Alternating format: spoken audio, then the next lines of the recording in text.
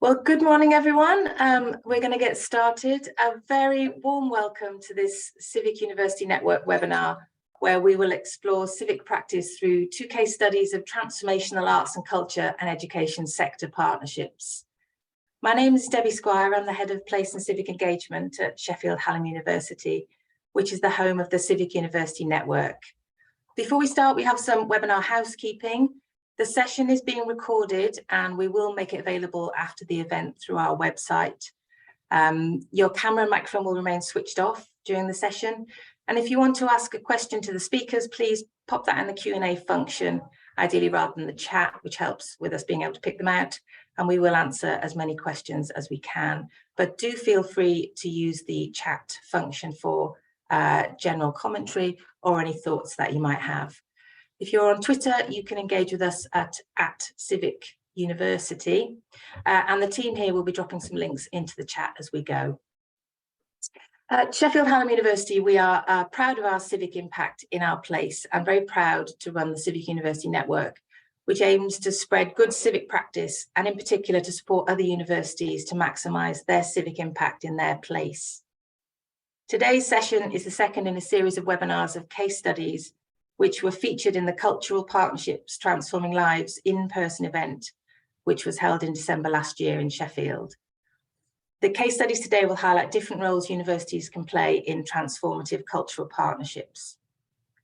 We'll first hear from Becky Smith, who's Head of Academic Partnerships at Opera North, about the pioneering DARE partnership with the University of Leeds. And then we'll then hear from Lucy Robertshaw, Director of Art and Health at DARTS, Doncaster's award-winning participatory arts charity, about the Art and Health programme, which delivers music programmes to a range of groups. And Lucy will describe the role of university partners in evidencing impact. There will be some time for questions at the end of the presentations, and then we'll have a little Q&A all together at the end.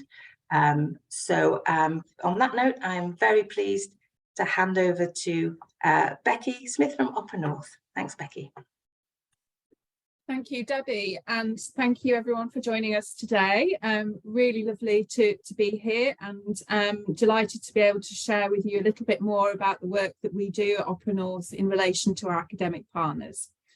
So, as Debbie said, I'm Head of Academic Partnerships, and that role title has actually recently changed. It was previously Higher Education Partnerships, but we feel that academic partnerships is actually taking a broader outlook in terms of the range of work that we do, and hopefully I'll explain a little bit about that as we go forward in the presentation. So if I could have the next slide, please. So first of all, I'll start with a little bit about Opera North. For those of you that don't know, Opera North was actually founded in 1978, and it's England's national opera company in the north of England. There are actually 5 national opera companies across the UK. So Welsh National Opera, English National Opera, the Royal Opera House and Scottish Opera are also in the frame with Opera North. Our base is in Leeds, and the company tours its main stage productions to Newcastle, Nottingham and Salford 3 times a year. And then we also visit other places. For example, we're less frequently travelling to Hull, and we also go to London and occasionally into Europe as well. So although we also have our main venues that we use, which are actually touring theatres, so we basically rent those theatres, we do have our own venue. And it's not generally used for main stage opera. We tend to use it for spoken word events, films, small scale chamber concerts, folk music, etc. And that is the Howard Assembly Room. And in addition, last year we opened a restaurant, and that is called Kino, and it offers a range of drinks, bars, snacks, etc. And we've had a number of pop-up opportunities arise there for various different restaurant providers. We create and deliver a broad range of programming. So this includes main stage opera, as I mentioned. We offer orchestral performances. We also are engaged very much with community education, our digital work. We perform at festivals, and we do a wide range of work, both regionally and nationally. So we're just going to show you a very short video, about 1.5 minutes, to give you a flavour really of the kind of work that Opera North does.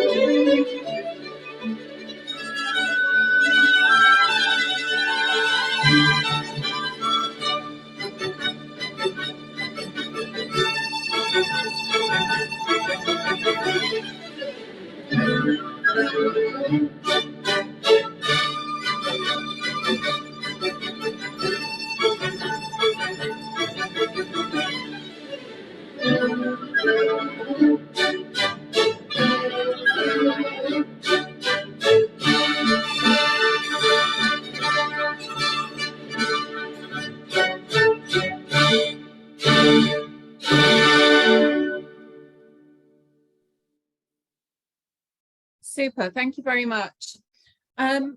So as far as I'm aware, Opera North is the only opera company with a dedicated academic partnerships team. And there are other arts organisations that have specialism in higher education, as well as in education work. But in terms of an opera company, I believe that we are the only one. And our mission really is to support the company's core purpose and enhance its position as a resilient leader in the cultural sector. And that involves us working in partnership with the higher education sector in order to create knowledge, enhance skills, and inspire creativity that strengthens learners, makers, and places in which we reside. If we can move on to the next slide, please. Just to give you an example of that, we've recently developed a new research agenda, and this is really focusing on kind of the priority areas for us as both a company and in terms of our position and how we work in the academic space. So what we're looking to do is really prioritise that against our set of values, and also bearing that in mind with the research priorities of Arts Council England and Arts and Humanities Research Council, and what they're looking for us to achieve in terms of our business and also academically in terms of the research focus. So this includes things like developing our artistic quality, our innovation and our repertoire, looking at diversity and inclusion, thinking about how we connect with our community, and demonstrating and advocating the work of culture to society, as well as ensuring that we operate as a sustainable business. And research really helps us underpin all of that, but it's not all that we do in terms of our relationships with academic partners. So if we can move to the next slide, please. Just to give you an example of who we work with. So we are quite broad reaching in terms of the relationships that we have with other academic partners, both in the space of HE and also in further education as well. So we do have formal partnerships which have been established with the University of Leeds, Leeds Conservatoire and Newcastle University. But we also work on an ad hoc basis with a number of different organisations across the space. And that might be, for example, offering tours and talks, offering technical placements and observations. It may also be doing things like employer challenge briefs for undergraduate students, or looking at embedding research project opportunities for postgraduate students within the company. Now, each of our formal partnerships, we try to make sure that there is something unique about them.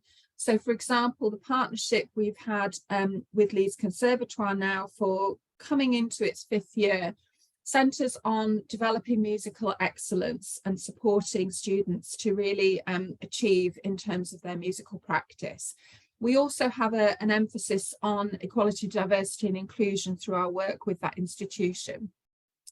Our new relationship, which just launched at the beginning of April, is with Newcastle University, and that one has developed to really focus on the voice. And by voice, what we're talking about is not only the physical voice, but also voice in terms of advocacy, thinking about how we work in terms of access. So across all of those areas, we're going to be working with Newcastle to explore some of these different aspects. But we also have an element of the partnership which is going to focus on data. And that's building really, for example, on the fact that Newcastle University houses the National Innovation Centre for Data, and that can help support us as a business. So if I can move to the next slide, I'm going to also just focus a little bit on our relationship with the University of Leeds. And this is actually our longest established partnership, and started in 2007. When it was our very first academic partnership with the University of Leeds. Initially, it was sparked by a conversation about the lack of student engagement really in the cultural life of the City of Leeds between the then Vice-Chancellor and one of our directors.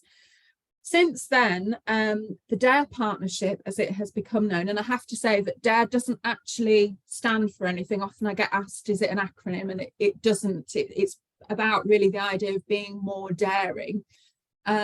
This partnership has grown.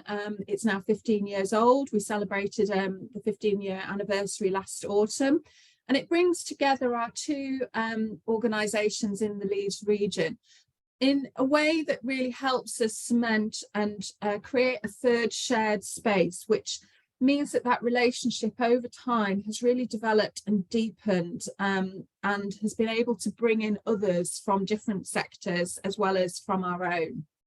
So the partnership itself is not static. It has changed shape and direction over the years, and the range of activities is very broad. It covers everything from skills and talent development to knowledge creation and research, to public engagement and sector leadership.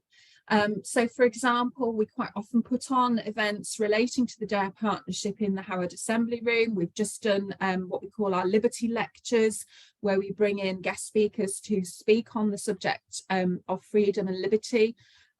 We've got a film series happening at the moment called the DARE Film Series, which is about post-colonial films and looking at how those have been analysed, and we bring in academics to also contribute and give talks alongside the screenings.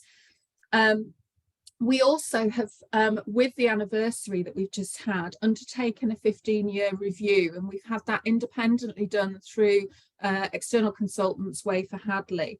And that has really helped us understand the impact of the partnership, but is also helping us redefine how the future partnership is going to be shaped, and make sure really that we're aligned together with each other as partners, given the changes that have happened since coming out of lockdown and COVID for both organisations, recognising that there has been significant shift in where our focus is.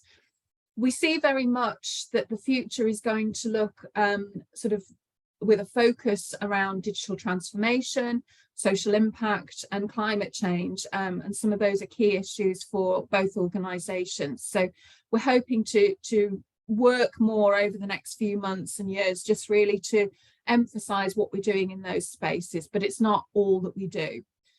So I'm going to share with you now a little bit more detail about two of the key initiatives that we have worked on with the DARE partnership, and that is the Petman DARE Fellowship and the DARE Art Prize. So if I could have the next slide, please. So Petman DARE Fellowship was established in 2010, And it was really developed as a result of a kind of recognition that there was a shortage of music education skills. And actually, not in the UK. It came about through a discussion in relation to New Zealand with our partners at New Zealand Opera.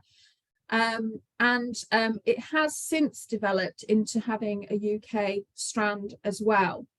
The fellowship itself is in music education project management, and it gives promising young arts professionals the opportunity to grow and develop, backed by expertise from the DARE partnership, which we bring obviously from both organisations, with the university in terms of the academic space and Opera North in terms of the opera and music education space. It is supported by New Zealand Opera, and there is also a link with the University of Auckland.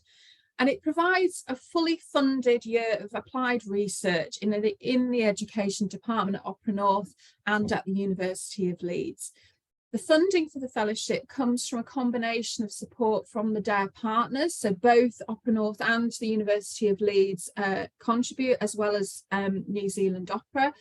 And then there is also a legacy donation which comes from Maureen and the late Barry Petman.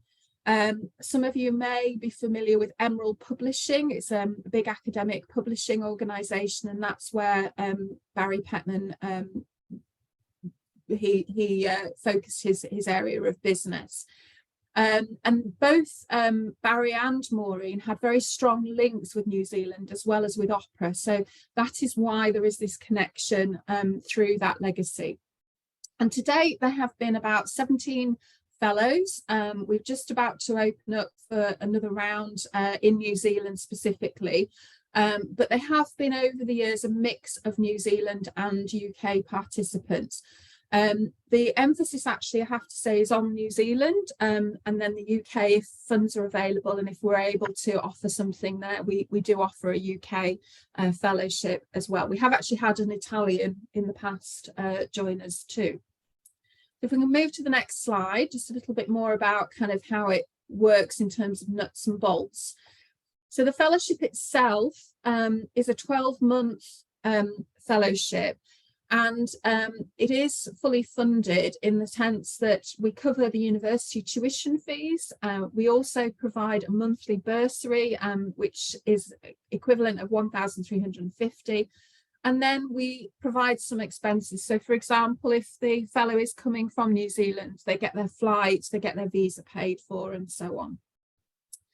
And the fellowship itself provides a chance really to learn from music professionals and academics, whilst also being immersed in the artistic and operational culture of an opera company in the UK. It allows them really to research the educational culture as well, and actually use that as a contextual base for their studies. So fellows gain practical experience in terms of supporting the music education specialists at Opera North, and we have a number of award-winning programmes in our education department that they can get involved with. And they gain the knowledge of the roles, expertise, of skills and processes needed to ensure that really they're engaging fully in projects, as well as understanding the role of the music organisation in relation to education in the musical sector.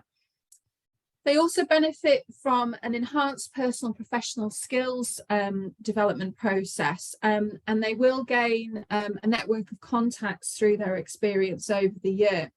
And in addition, there may be opportunities to engage with professional training as well. So, for example, all staff within Opera North currently have been going through carbon literacy training for arts organisations. So that's something that they would also benefit from and be able to take away.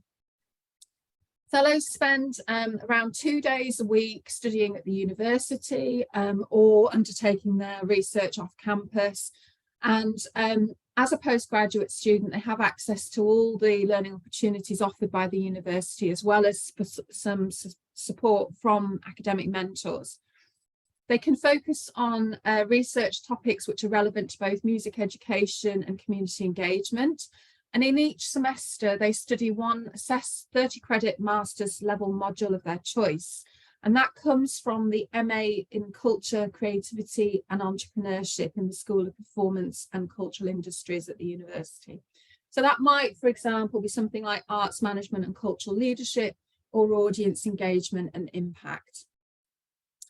Towards the end of the first semester of the fellow being with us, they work together with us and the university supervisors to agree on the subject area for a personal research project. That's a 60 credit module that they'll be undertaking, and that is supervised by both Opera North and the head of the School of Music. Former fellows' research projects have included designing and launching the first Opera North orchestra camp for young people, and also Creative Explorers programme.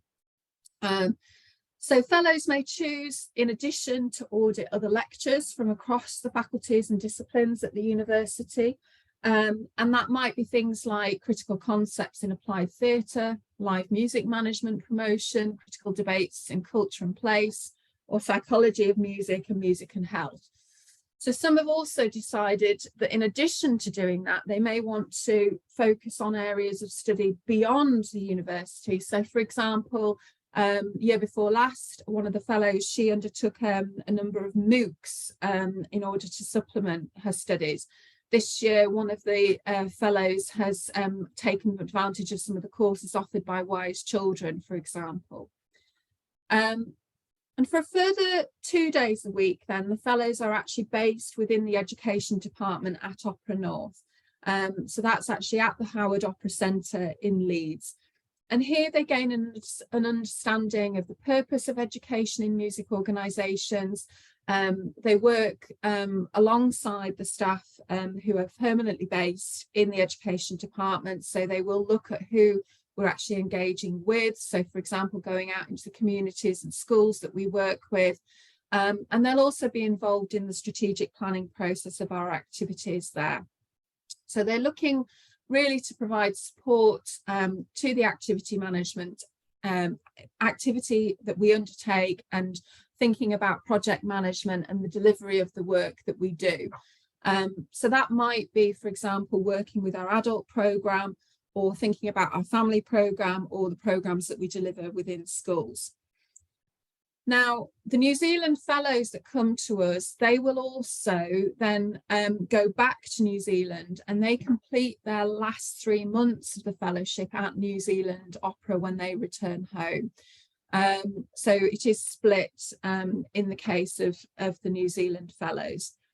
And fellows, during their time with us, they complete a monthly journal, a learning journal, which is really a reflective record of what they're doing, both in relation to their academic study, but also in terms of their career development. And it's a really useful tool for them to then think about how they might position themselves further on in relation to their job applications, for example, or just to make sure they've got a record of what they've actually done. And we meet as a mentorship team with the fellows each month. So this includes mentors from Opera North, as well as mentors from the university itself. So the fellows are, in addition to that, are encouraged to meet on a regular basis, or to at least update Maureen Petman about their progress. And she does take an active interest in what they're doing, and is really supportive and really enjoys connecting with the fellows as well. So most of the fellows use the year that they're with us to explore their own interests and begin to map out really their future career plans. In some cases, they will stay in the arts and cultural sector, and in some cases they'll move more over into education.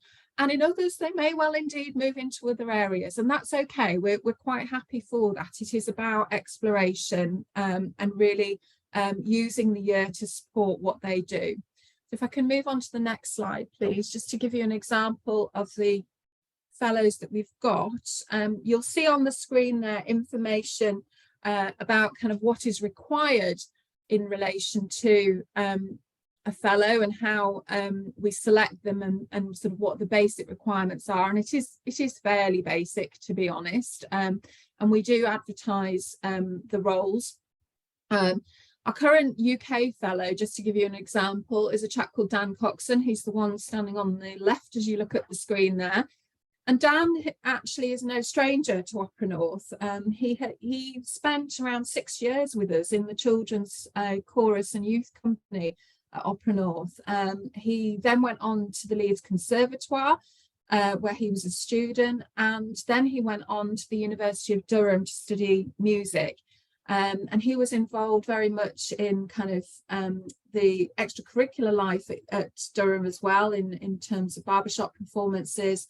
And for him, what he has been focused on as a recent graduate is really looking at the youth pathway programmes at Opera North. So he's been very much involved in supporting activities that we do with young people, particularly at the weekend, both on and off the site at the centre in Leeds.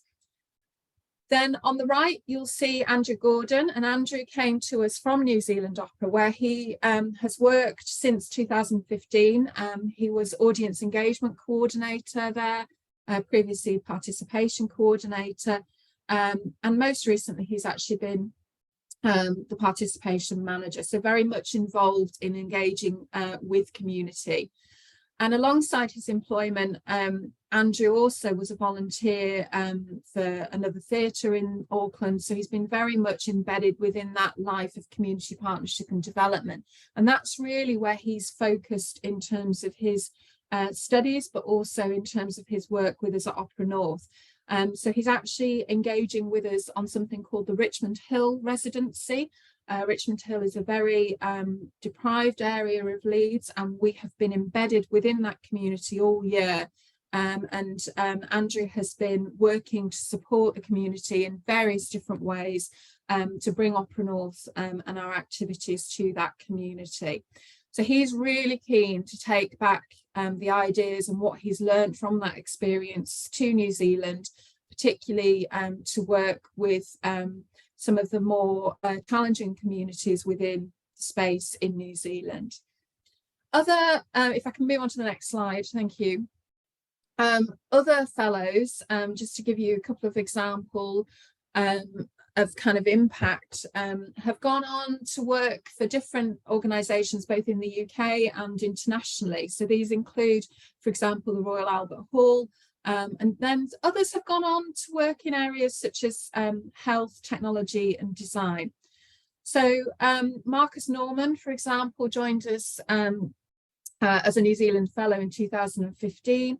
And he became In Harmony Coordinator and Opera North Youth Orchestra Manager before then moving back to New Zealand and taking over as General Manager of the New Zealand String Quartet last year. Blair White, who you can also see on the screen there, she is now Business Manager at the Royal Opera House Bridge, and she previously spent 2 years at the Royal Opera House as National Programmes Officer. So they have come from New Zealand, but they are embedded within the cultural sector here in the UK as well often. So I'm going to just shift now and talk to you a little bit about the DARE Art Prize, which is the second initiative to focus on. And the DARE Art Prize, if I can move to the next slide, please, is intended really and was developed to challenge artists to work with University of Leeds scientists. And the idea behind it was that by collaborating, it would inspire and develop new creative approaches to really erode some of the barriers that exist between arts and science. So we're really looking to help develop artists in terms of their career paths, but also there is a spin-off benefit for the scientists at the University of Leeds. The prize itself is run by the two DARE partners, so University of Leeds and Opera North, but also in association with the Tetley in Leeds and the National Science and Media Museum in Bradford. It's awarded to an innovative and ambitious artist who has an original proposal for creative work in partnership with scientists at the University of Leeds. And it really is an open call, and assessment of who gets the prize is done by a panel, and it's very, very broad ranging. To date, there have been 4 recipients, and the calls have been issued on a roughly 18-month basis. And there is no set outcome. So artists can come to us with an idea, but that idea can develop and evolve over time. And they are not expected to actually come up with something concrete at the end of it. It is about the journey rather than the outcome. If I can move to the next slide, please. So the prize itself is really beneficial in terms of the financial reward. So the recipients gain £15,000 in terms of their available pot of funds really for the year. So 5,000 of that is for resources, but 10,000 is bursary that they can use as they so wish. And they also get the opportunity to connect in with the university scientists. They get the opportunity to potentially hold a residency at Tetley, and also to engage with those involved at the National Science and Media Museum. So that might be through open discussion, it might be through engaging with their audiences as well. In addition, there may be opportunities to access musicians and studio space at Opera North, and there may be opportunity, for example, to get involved with display exhibition up at the University of Leeds. Past prize winners have explored things like acoustics and psychology, the intersection between artificial and human intelligence, and our previous winner, Riddell Olson, she decided to work on looking at climate change and the climate crisis.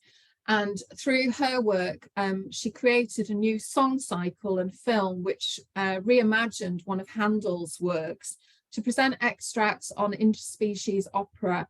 And it was very much in response to the climate crisis and environmental degradation.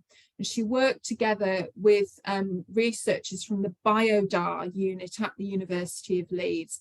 And BioDAR have been really measuring how climate change has been impacting on insect populations, and looking at how those species and insect populations are at risk of extinction as a result of climate change. So that was the area of focus for her. She actually also published a book as a result of her work during the year. And our current recipient is, if I can move to the next slide, an artist and metal sculptor called Katie Surridge. And Katie has been focused on e-waste and has been exploring during the year since she has been awarded the prize how precious metals can be really extracted from unused electronic equipment through a bio-leaching process.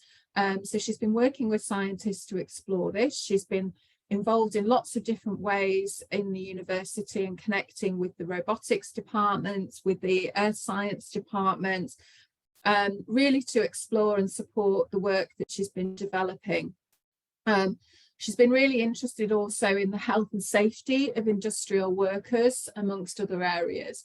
And over the year, she's run a number of e-waste extraction workshops. She's delivered talks in collaboration with Sustainable Arts in Leeds, known as SAIL, and that's been really focused on art students at the university and considering how artists can embed sustainability into their creative practice. I can move to the next slide, please. So Katie, in addition, has been very keen to involve the public in what she does, and her work has been highly participatory. So, for example, you can see there an image of an e-waste amnesty box. These boxes were placed around the city of Leeds to collect electronic items. And she then set up what we call tinkering stations in order to engage the public through her residency at the Tetley and elsewhere in dismantling these electronic items that were collected. These tinkering stations were based on setups that she saw for small micro businesses during a visit last autumn to India, which was part of how she decided to spend some of her prize money. And while she was there, she also visited a number of sites where e-waste extraction was being undertaken.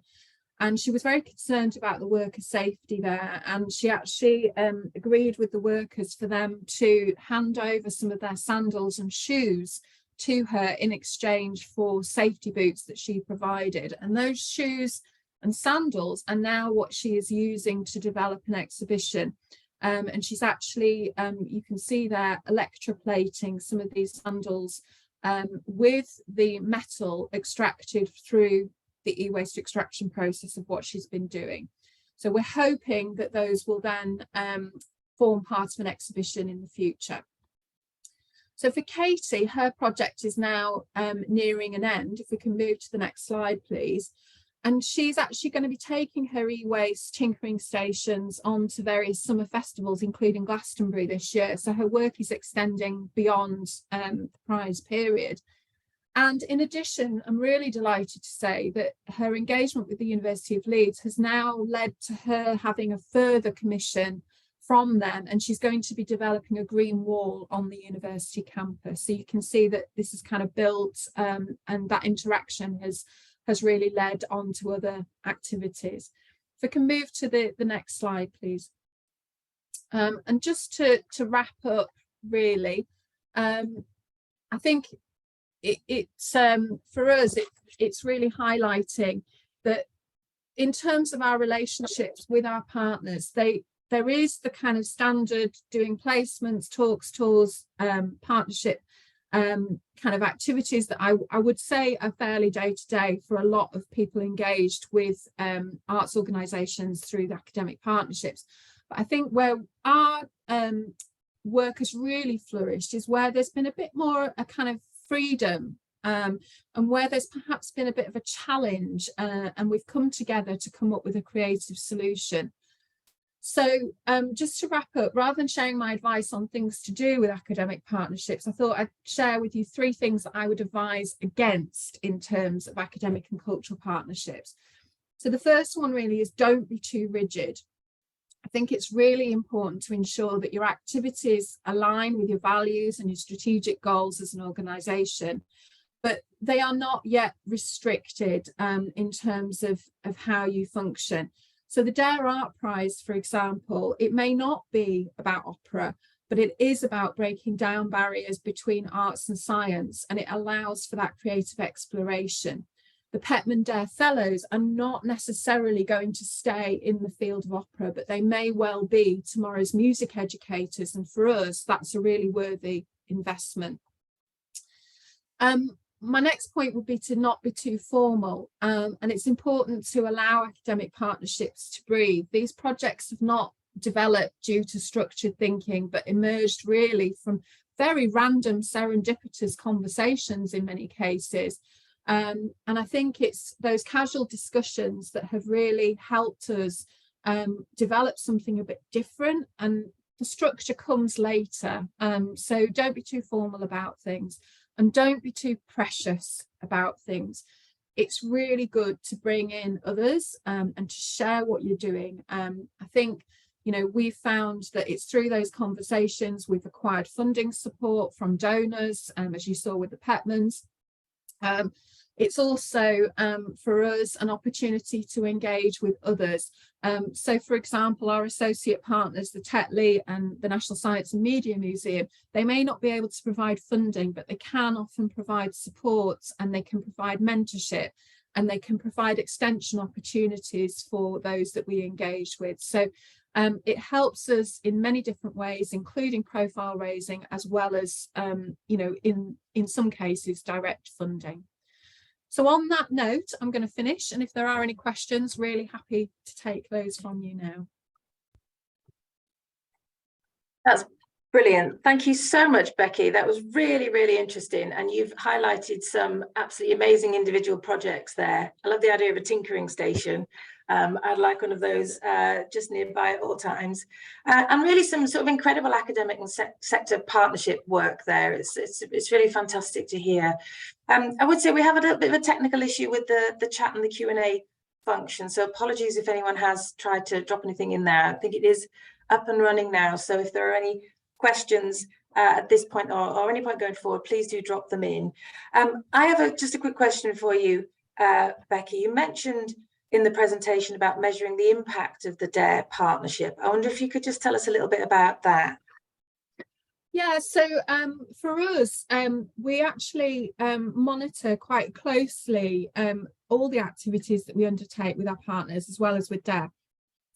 So we try to do that both through a quantitative and a qualitative approach.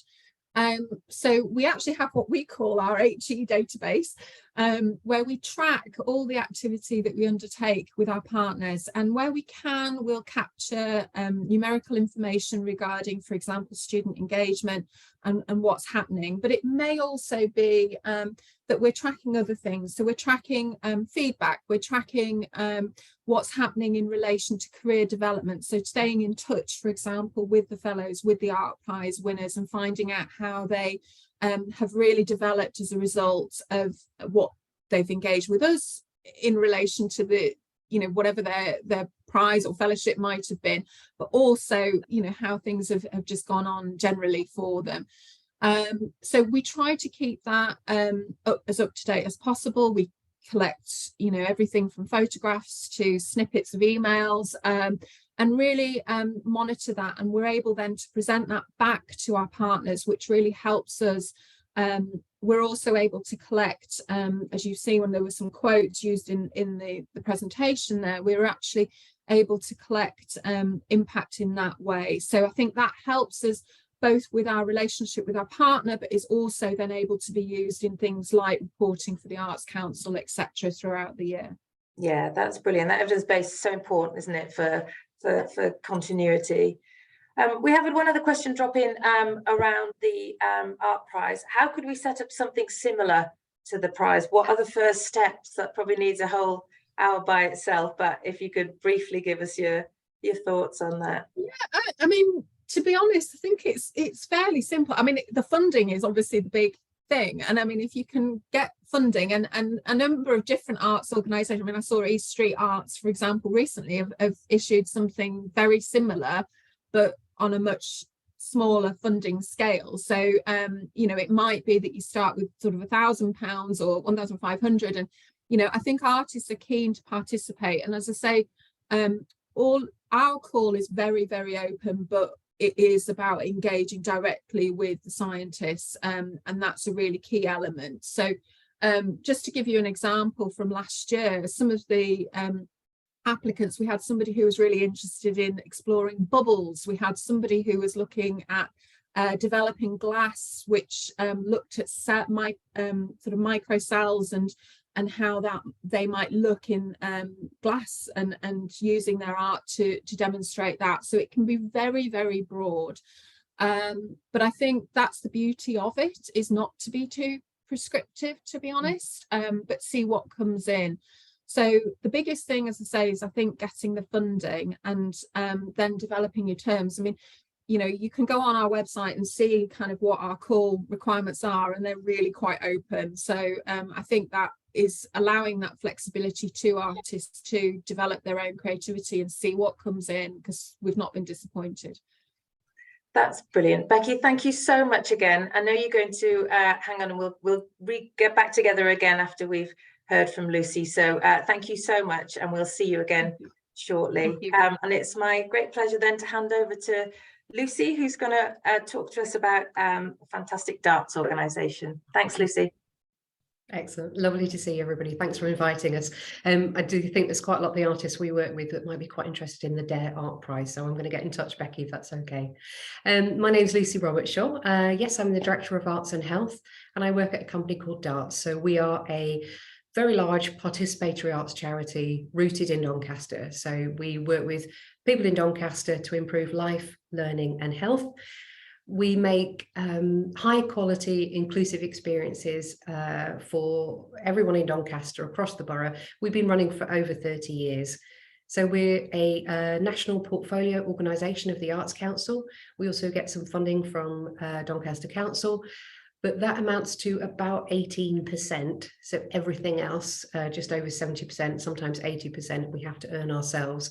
So we're constantly looking for funding through grants, trusts and foundations. Can I have the first slide, please? So a bit of background to Darts. We do have a purpose-built art centre in the middle of Doncaster called The Point. You're very welcome to come and visit.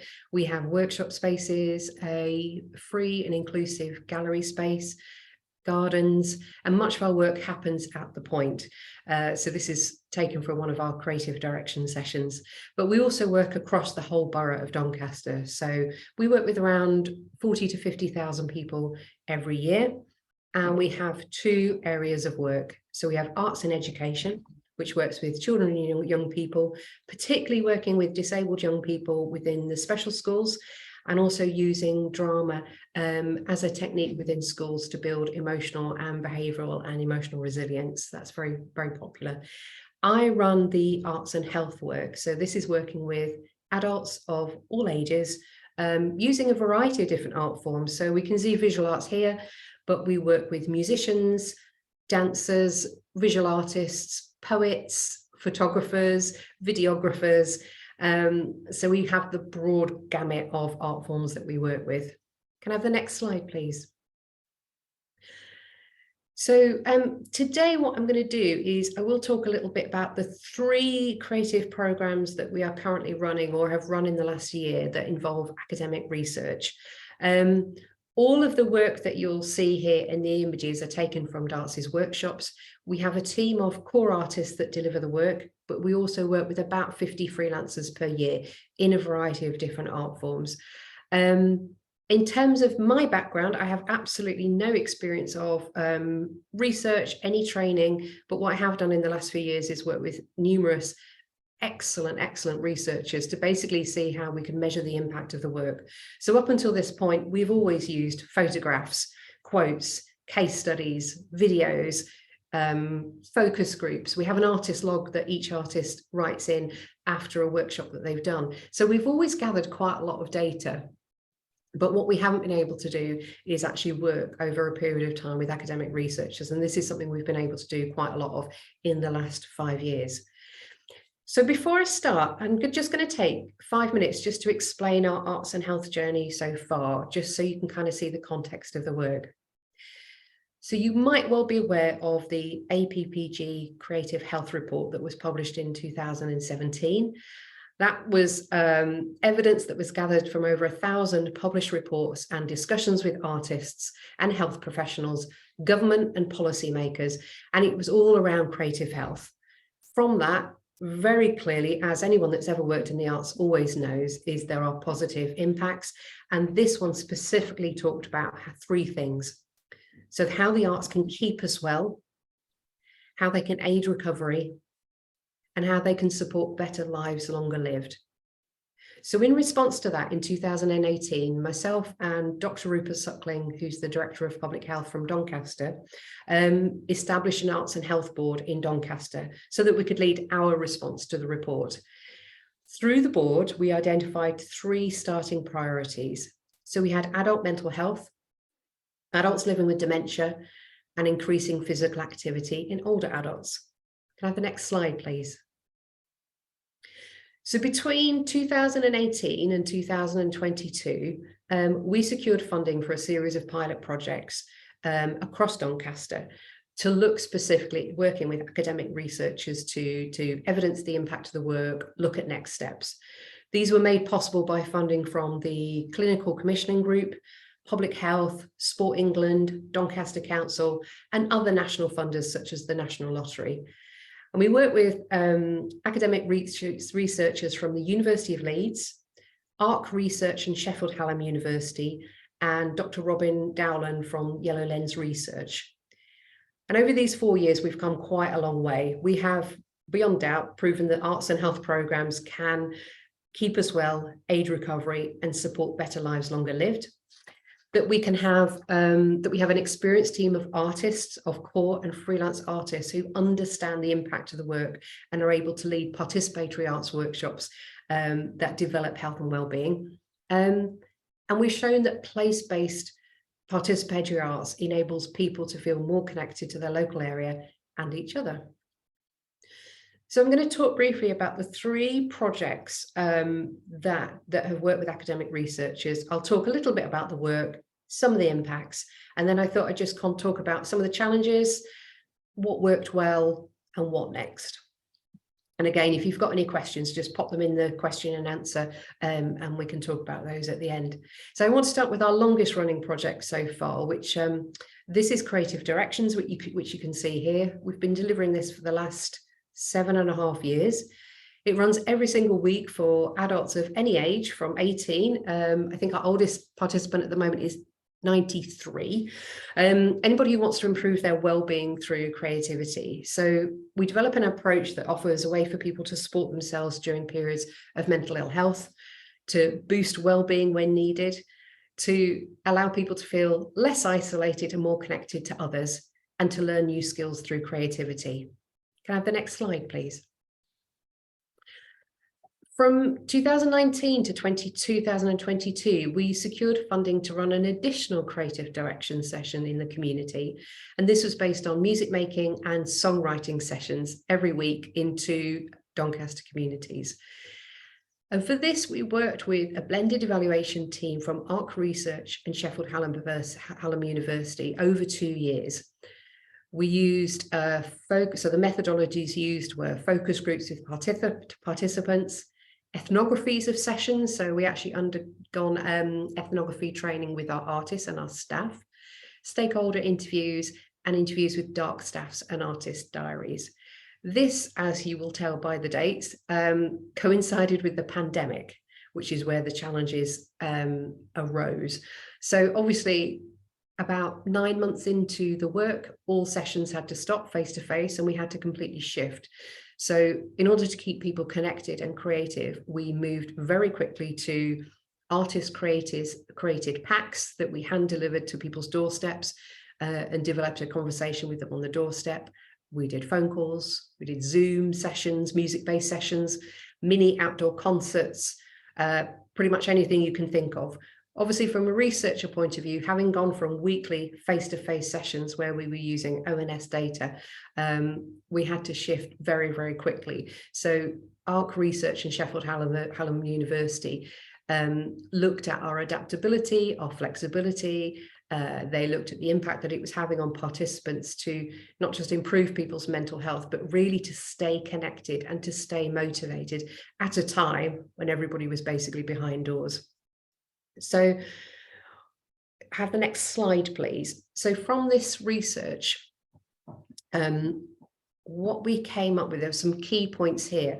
So there was clear evidence that the work impacted deeply through, and you have to click through the next one, please, people getting motivated. So, particularly over the pandemic, that inspired hope and reduced inactivity. Because we were working with people who are experiencing often quite severe mental health issues, that kind of loss of motivation, that loss of kind of wanting to get out of the house to connect with people, or even being able to leave the house was very, very clear. So the work that we did improved mental well-being and also decreased mental distress. When we talked about the art, the researchers talked about that intense concentration, which increases relaxation and at times distraction, and that improved in well-being and decreased mental distress. And for us, probably the most important thing in our work is connecting with others. So not just connecting with others, but doing it in a supportive environment where you can decrease social isolation and increase confidence. So it's very much about kind of keeping people connected, keeping people creative through quite a difficult process. And when we're looking at where next, one of the things that we would like to do next with this report is look at the cost benefit of the project, because this is something that we weren't able to do. And also look at whether the relationships that were built through this project have been sustained by participants. Thank you very much. Can I do the next slide, please? Okay, so this is Singing for Memories. This is our second of 3 that I'm going to talk to you about.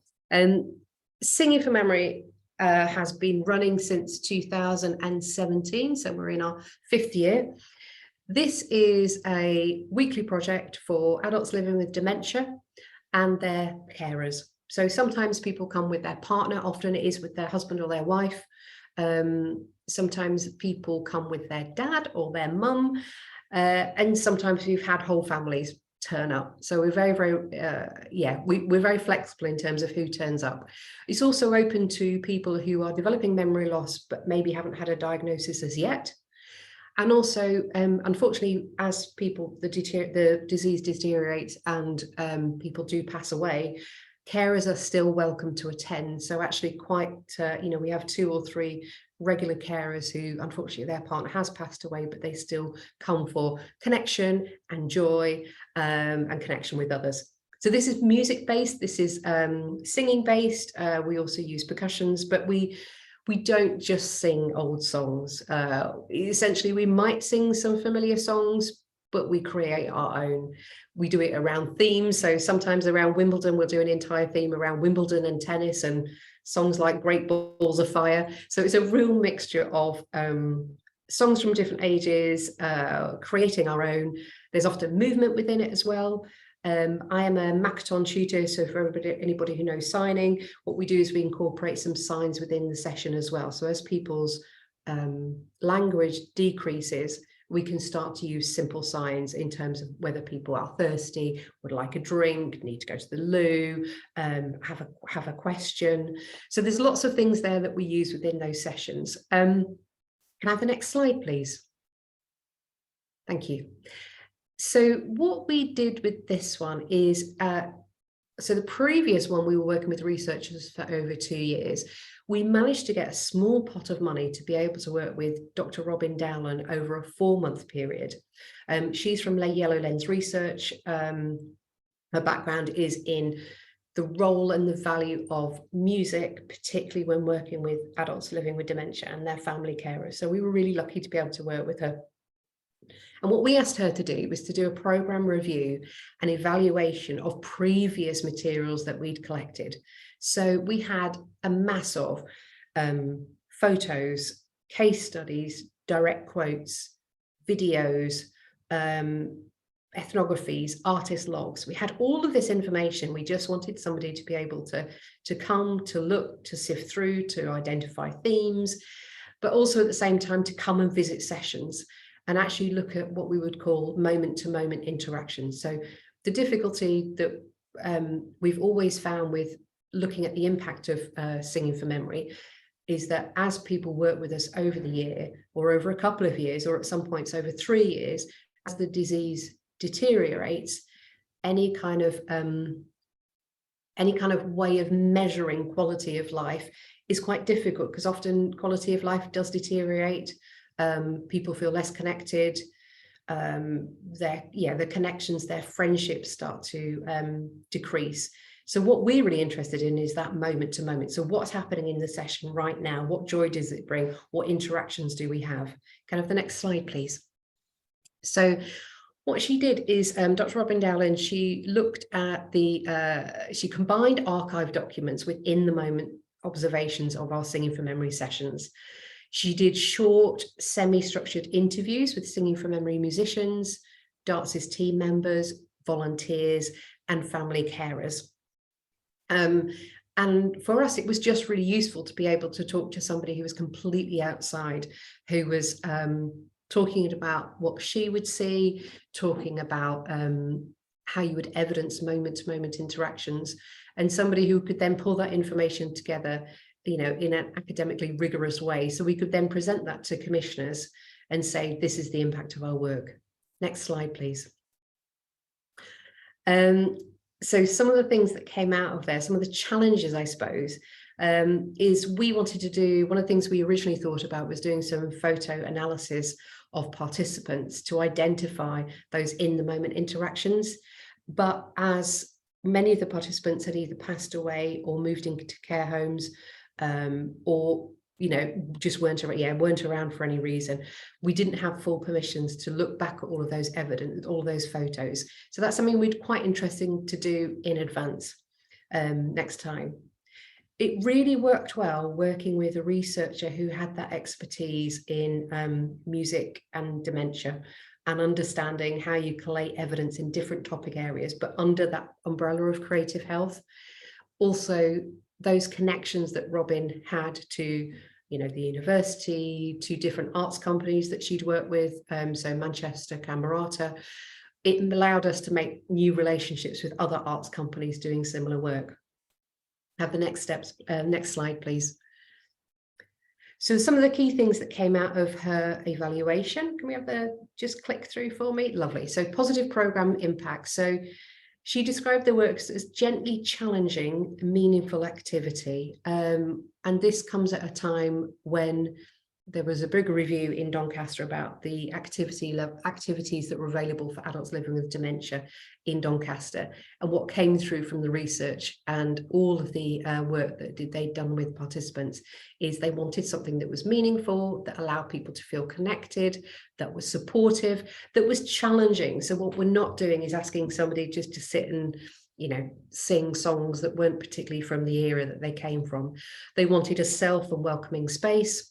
And then I think there might be one more if you click through again. Yeah, and high quality musical provision. So we work with extremely talented musicians in their own right, but also they are participatory artists. They know how to adapt the work and be flexible to who's in the room and who's coming with, you know, particular needs, particular issues, but also particular strengths or interests, and we adapt the work around them.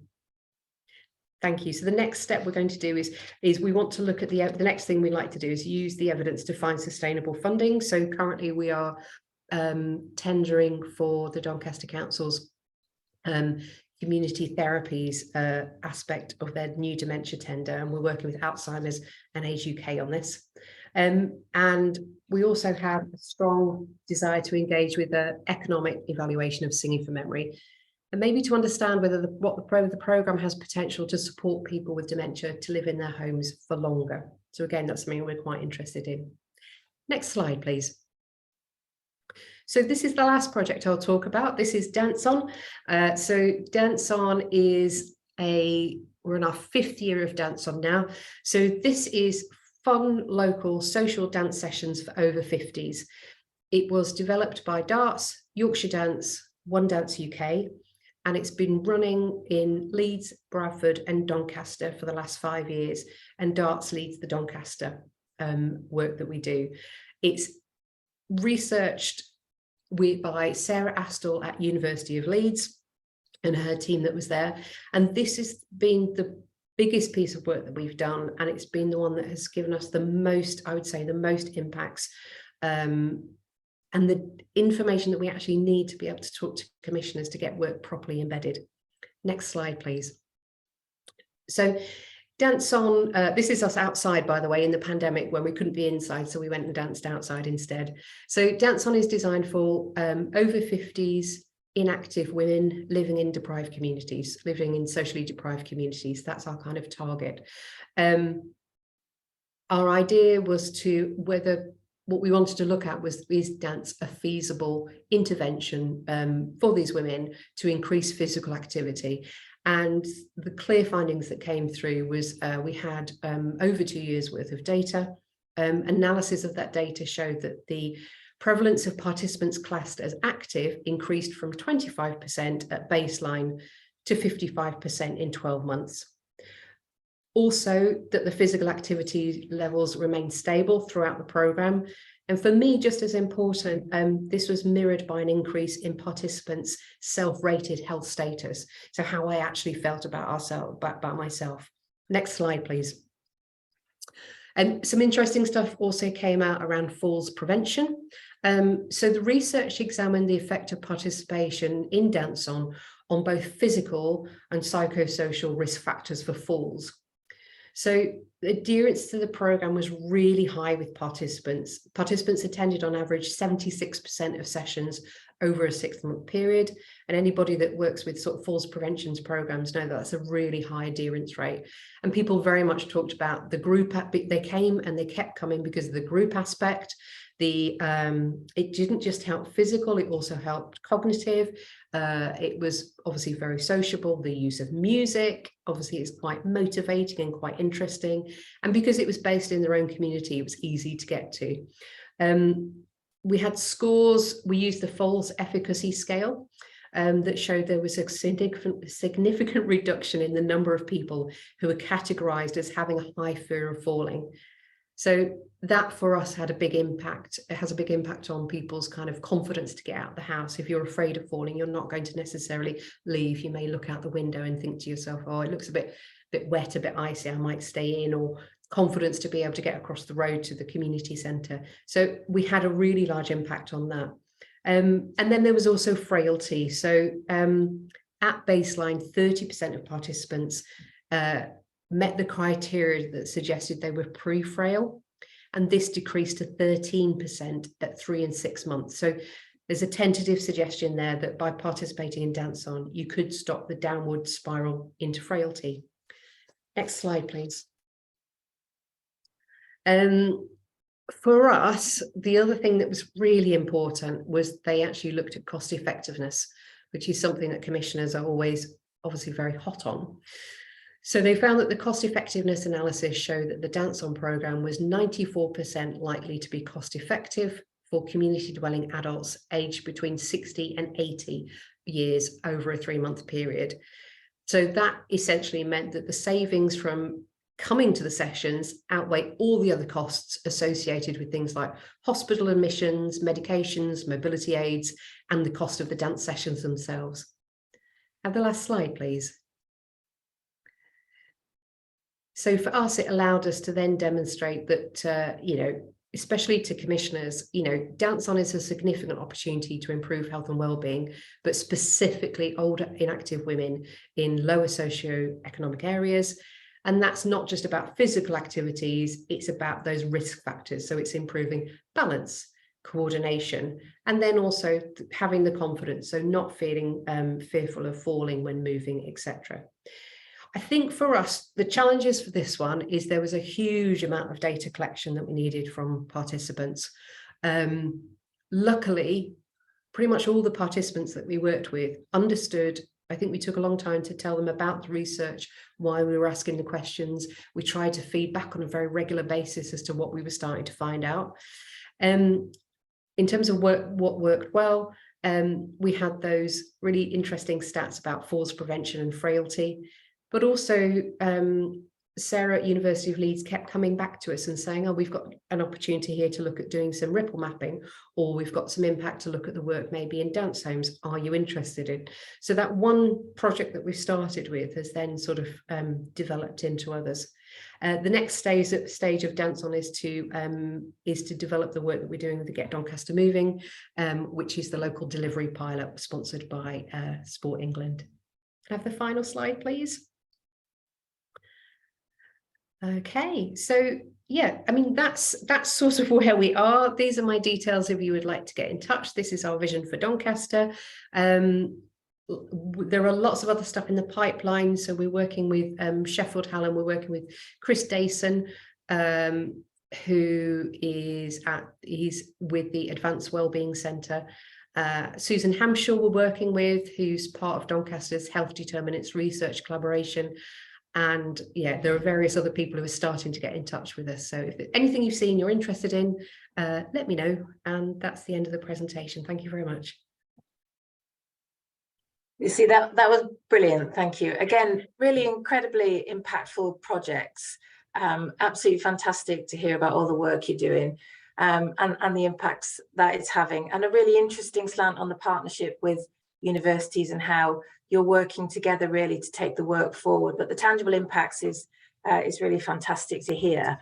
I had one quick question for you. Just you mentioned particularly around the evaluation piece in Singing for Memory. And you talked a little bit about other impact measures in the dance project, but do you pick up in the evaluation measures linking to public health savings when you're starting to try and put an economic evaluation on things and taking into account what the interventions might then mean in terms of future health costs?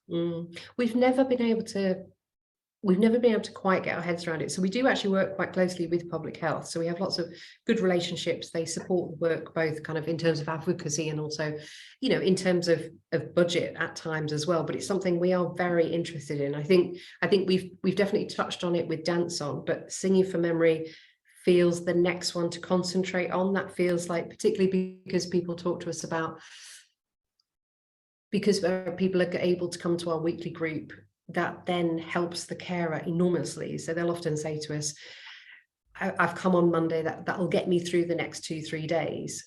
And so there is that sort of sense that it is allowing people to stay well, to stay at home for longer potentially. So I'm quite interested in that. But yeah, it's something we'd like to look at more. Yeah, that's brilliant. And a similar question has come through in the chat actually while we've been talking, wanting to hear more about the evaluation methods that you are using to demonstrate impact on the question. Is that available anywhere? Do you have any information on your website? Well, what I can do is I can send you a link, and that will have a link to all of the final research papers for Dance On, Creative Directions and Singing for Memory. And then if you have a read through those, if there's any other questions you want, I can answer those. That's brilliant. Thank you. Well, what we'll do is we'll put that information, we'll link it out through our website when we put the recording of the session on. So that'll be on the Civic University Network website. And for anyone attending who hasn't subscribed to our newsletter, if you do so, that will give you an update on when the recordings are available and information on sort of future events. And then that will direct you to Lucy's research links as well. But that's fantastic, Lucy. Thank you. One other question has come in before we bring Becky back in. So one question is, how many people do you think you've supported across your 3 initiatives? Do you have that figure to hand?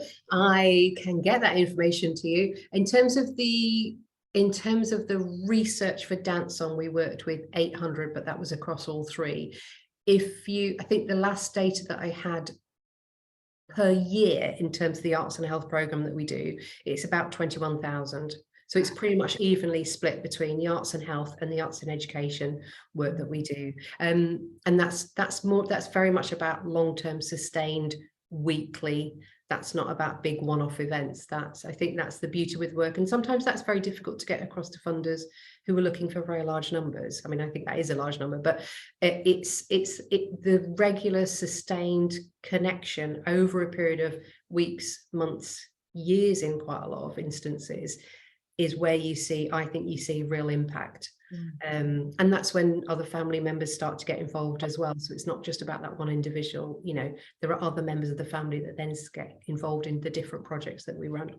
Yeah, that is a huge number. That's an enormous scale. And sort of following on from that, again, the question is really, how do you engage people? How do you get them involved? Are there referrals? Do you kind of go out to groups? What's your process around engagement? It's with the arts and health stuff. We have a really good relationship with social prescribing. So we've worked with the social prescribing team in Doncaster for the last 7 years. They are very proactive in bringing people, giving us telephone numbers to ring with their permission to talk to people. We do a lot of stuff if it's community based. We do a lot of tasters, so a lot of taster sessions, so people get a sense of what it actually is. We do local newspapers. We love print. Everything seems to be digital, but in our area, people want flyers. I'll be honest with you though, the majority of referrals comes from word of mouth. So it's somebody that's come, really engaged, really enjoyed it, and then wanting to bring more family or wanting to bring more friends. We do work with the social prescribing, the Well Doncaster team, which is made of social workers, community connectors. So I'd say it's a mixture. Through the Arts and Health Board, we're working more with doctors. Obviously, they will prescribe through social prescribing, but we are getting doctors doing direct referrals to us as well, which is like dead encouraging, really. But we have good images. And we use quotes a lot. So I think when somebody else is talking about the impact of them coming to a project and you see that quote, that's the thing that engages you. We use videos as well, and we do a lot of case studies so people can see why somebody might come, what impact that might have on them, and why they might want to come themselves. That's brilliant. Thanks, Lucy. I'd like to welcome Becky back. We've just got a couple of other questions. If there are any more that anyone wants to drop in the chat, please do so. I wanted just to come to each of you individually on this. So we've heard a little bit about different roles that HE institutions have played in your projects. So from your perspective, reflecting on your experience, do you think there are any other areas of partnership working with universities that you think might support future sort of maximizing of your work, of your impact? Lucy, perhaps I'll come to you first. I think we're probably at the stage in Doncaster where we feel, particularly with our arts and health programmes, we've evidenced the impact of the work. We know it works. We've got the APPG Creative Health Report. It almost feels like I'm not having to convince people of the work anymore. So if I'm talking to commissioners or public health, NHS, they understand that it works. What they don't understand is how you get that embedded into health and care pathways, how you get embedded into proper commissioning. So you are being commissioned for 3, 4, 5 years at a time. So at the moment, I think we're still stuck in that very kind of, let's try it, it's a pilot phase, let's see how it works. We have all the evidence already. So for me, HE, the researchers that we work with, I'm interested in how do you convince others about the value of the work in terms of enough to commission it. Because by commissioning the arts, they're having to put something else to the side. So it is, it's a difficult thing. So that's what I'm interested in next, I think. Okay, that's brilliant, thank you. And Becky? So I think for us, what's been really interesting is that often partnerships have developed through a very specific link. So for example, it might be through the School of Music, or it might be through the languages, or particular areas within an institution. And actually, I think where we found it really interesting, and where I would like to see things explored a little bit further, is when things do become interdisciplinary, and when you're pulling together from a much more broad range of specialisms across a higher education institution, you actually start to see these kind of really interesting conversations spark and generate. And that's where, to me, the benefit of having the partnership really flourishes. So I think I'd like to sort of, those kind of sandpit opportunities, the casual bringing together of people in different ways who might not ordinarily connect, but suddenly find that, oh, actually, we do have some areas of interest in common, and we're actually working to a big strategic goal, but we could play a part by bringing creatives into that space. And I think the same goes for us in terms of not just focusing on the HE institution, but actually bringing in external partners. So for example, the University of Leeds has other partners other than Opera North, and it would be great for us to engage further in the way that we have, Opera North has other partners, not just in the HE space. So for example, we're working with Phoenix Dance. So can we bring those other partners into the relationship as well? So I think there is a real richness there that can be potentially built on. So potentially that sort of convening, collaborating kind of role, bring that to the fore, as well as the individual sort of academic areas of expertise. Yeah. And you've mentioned at some point, we've obviously got the intersection with health, but of course there's climate action, I think, has been mentioned over the course of the conversations today. So yeah, that's a really interesting point about the role that anchor institutions can play in that convening role, and certainly something that we are very mindful of and aim to do at Hallam. That's great. So last sort of question then, I think, for me, unless there are any further ones in the chat, which I will check, is if you could just perhaps tell us a little bit about your priorities going forward. I think that would be great to hear what your next steps are. And Becky, perhaps I'll come to you first on this one. Yeah, absolutely. So, I mean, I think I mentioned a couple really during my presentation, but I think like many areas of our work across both sectors, we are quite focused at the moment on some of the social impact issues. And for us, I think, just to give an example, Opera North is a theatre of sanctuary. A number of our academic partners are working or are universities of sanctuary.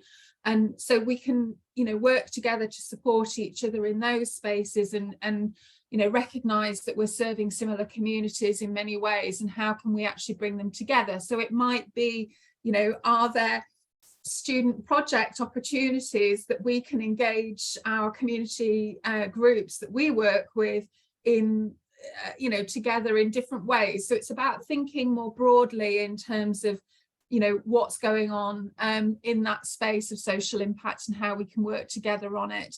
I think we're also really interested in climate change, and you may or may not be aware, but Opera North is actually delivering what we're calling the green season this coming autumn, where all of the productions that we're putting on are done in a sustainable way, following something called the Theatre Green Book. But we're also able to work with our academic partners in that area. So, for example, we're working with the University of Leeds and with York St John University researchers, and they're actually helping us to think about how we present our stories to our audiences. So, for example, how do we actually communicate and influence change within our audience group through what we're doing and the messages that we're putting out? So they're actually helping us shape that communication, which has been really, really useful. So I think some of that is kind of a potential for us to build on and develop for the future. And I think thirdly, for us, I mean, one of the areas obviously that's come out following lockdown and COVID pandemic has been the engagement in the digital space. And I know for us as an organisation, this is where we can really tap into some of the cutting edge work that's going on with our academic partners. And for us, it's about not only the technical side of things, because we know that we need technical support, but it's also about things like, how do we actually commercialise what we're doing to make it successful? So can we work, for example, not only, you know, with the technicians and those that are operating in the performance space, but can we work with your business professionals in, you know, the business school, and, you know, sort of bringing that together and actually helping us develop as a sustainable business, both from, you know, what we're doing in terms of how we do it, but also how we actually are operating and generating income as well. So I think those are kind of the three things I'd touch on there. That sounds like a really exciting programme, and lots of scope there for that sort of interdisciplinary collaboration really across your education partnerships. So yeah, that's fantastic. Thank you, Becky. And Lucy? Yeah, I'd say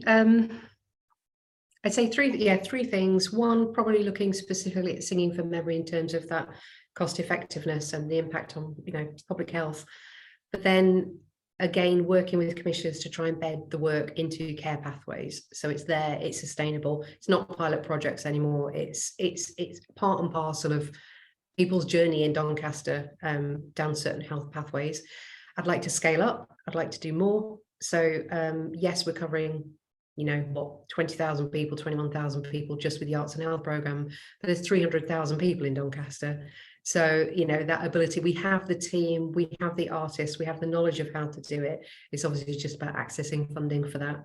And then I think the other thing is we'd love to be able to keep working with researchers, but often there aren't as many funding pots available to actually fund the activity itself. So trying to find pots of money available where there's money for the research, but there's also money for the activity, because essentially, as a participatory arts charity, you know, if the money doesn't come in, there's nothing to look at, there's nothing to research. So I think it's that. I think those are the things that I probably want to look at, and to continue the work with Susan Hampshaw with the Health Determinants Research Collaboration Centre in Doncaster.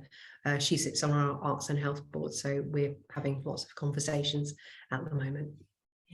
Again, another really exciting programme of work. And I don't think we've had any more questions in. So I think the team, we've just got one of the last quick slide to pop up to talk about our sort of next steps on the network. It just remains really for me to say thank you so much to Becky and Lucy for some fascinating case studies. And your work is incredible, really, the sort of impacts you're having across your areas. So thank you so much for your time today.